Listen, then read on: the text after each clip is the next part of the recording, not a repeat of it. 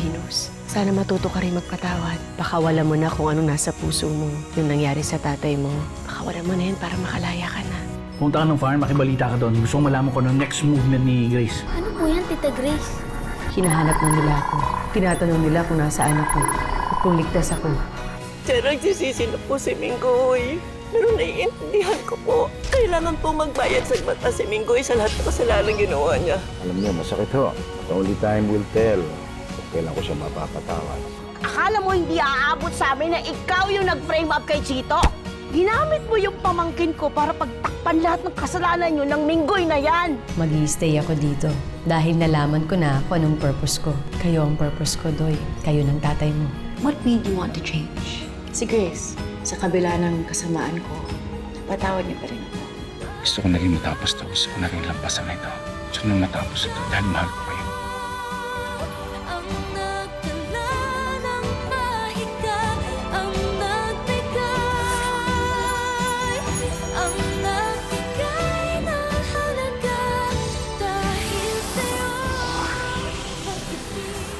Kung maibabalik ko lang ang panahon, Carlos, hindi kita sasaktan. Imposibleng mangyari yan naman. Walang magulang na perpekto. Pero ganun pa man, na hindi ko mapapantayan yung mga binigay niyo sa akin. Kayo ang nagsilang sa akin dito sa mundong ito. Kayo ang babaeng minahal ko. Kayo ang dahilan. Kayo ang babaeng minahal ko at una kong inidolo. Kayo ang dahilan kung bakit ako marunong magmahal.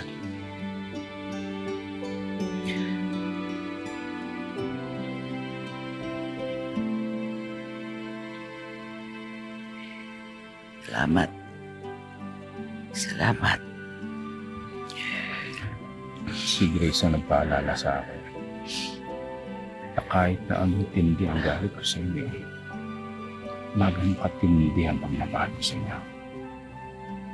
At gagamitin ko yung pagmamahal kayo para patawarin kayo. Salamat, anak.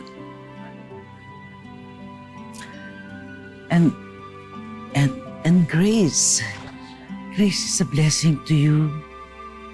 Please, don't let her go.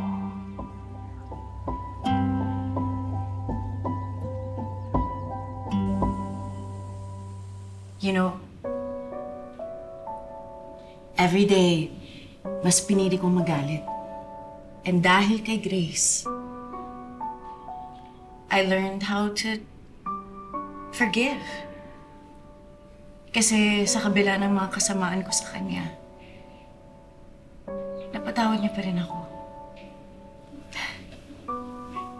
Hindi nga ako makapaniwala eh. Parang, she's just so pure. She's like an angel, no? She even human? Kung hindi man siya tao, she sure is the best example of what it means to be human. Don't you think? Well, I'm just happy that at the end of the day, okay na kayo ni Ate Grace. Ate, last na yun kay Ate Grace, ha? What?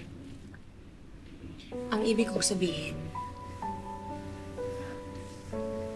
sana wala ka nang maging grudge or kasalanan pa sa ibang tao na hindi namin alam kung, you know. Yeah. I'm good.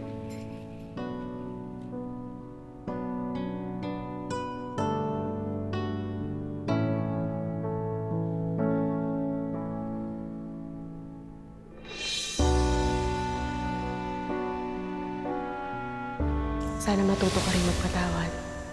Ano ibig mong sabihin? Baka wala mo na kung anong nasa puso mo. Yung nangyari sa tatay mo. Baka wala mo na yun para makalaya ka na. Magpatawad ka.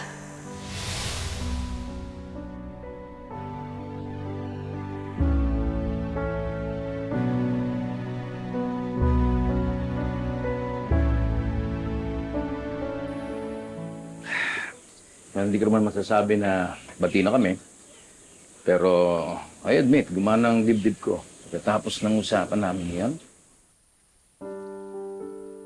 Ba talaga magpakalat ng FH virus tong si Ma'am Grace? FH? FH? Ano yung FH virus? Meron ba nun? FH, hindi mo alam, Kuya Boss? Mm. Forgiving Heart Virus. Or, Hindi kaya madali magpatawad, Kuya Boss. Kahit ako, hirap na hirap ako eh. Kaya itong si Marites parang nahawa na din. Kasi biglang umuwi ng probinsya. Inasikaso yung auntie niya. meron naman kinalaman ng FH dun. Ay naku, Kuya Boss, kung alam mo lang, kasing itim ng puwet ng kawali yung budhi nung auntie ni Marites. Nung nagkasakit, dali-dali siyang umuwi. Inasikaso, inaligaan. Kung hindi pa naman FH virus yun, di ba? Well, buti nga nangyari kay Marites yun. Nahawa yung kay Grace. Hindi mabuti. Kaya nga ako, Kuya Boss, pinapatawad ko yung mga magulang ko eh. Simula nung binigyan nila ako ng problema, nung pinanganak nila akong pogi.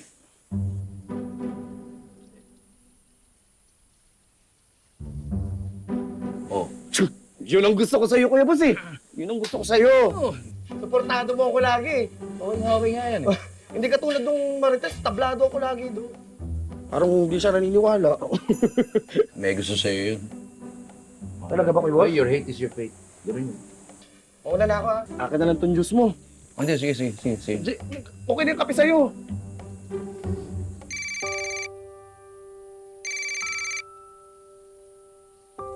Hello? Tumawag lang ako para mag-sorry.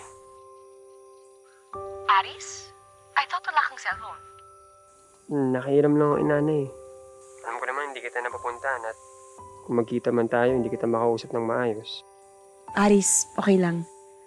Alam ko naman ang pinagdadaanan mo. Kumusta na ang Uncle Mingoy mo? Alam mo, okay naman siya doon. Nakwento ko nga sa kanya na tayo na. Natuwa siya kahit papaano. Really? Sa tingin mo ba, matutuwa rin yung ate mo pag alam niya? I'm not sure. But I do have to say, my ate has been a lot different ever since pinatawad siya ni Ate Grace. I think she's becoming the best version of herself now. So, ibig sabihin, pwede siyang matuwa para sa atin? I think so. Hindi ko pa sinasabi sa kanya kasi gusto ko muna mag-focus siya sa mga positive changes sa buhay niya. Thanks to Ate Grace. Namiss kita. OMG! Me too! Are you asking me out on a date? Ganun na nga. Sige, I'm so excited to see you, Aris. Mga what time? Mamaya, mga 7. Text na lang kita kung saan. Sige. Okay, bye!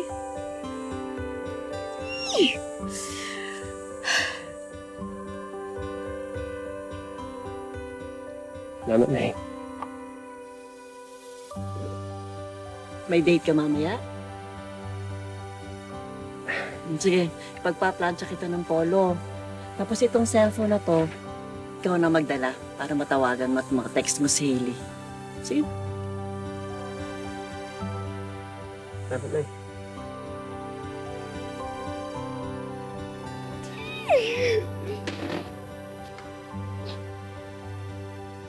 Hailey, okay ka lang? Super. I have to look really, really cute later. But just don't tell Ate Venus muna I'm going out. Going out? Ha? May ka-meet up ka? Lumalab-lay. Bilen, secret muna to. Umalis naman si Ate Venus mo. Ako pa ba? Ang ate mo, hindi ko alam kung saan pumunta at anong oras babalik. Sige na, sino yung ka-meet up mo? Basta. Pero kung wala si Ate Venus, then that's perfect for me. Uy, sino kikitain mo? Si Aris, Secret, mamaya na. Ay,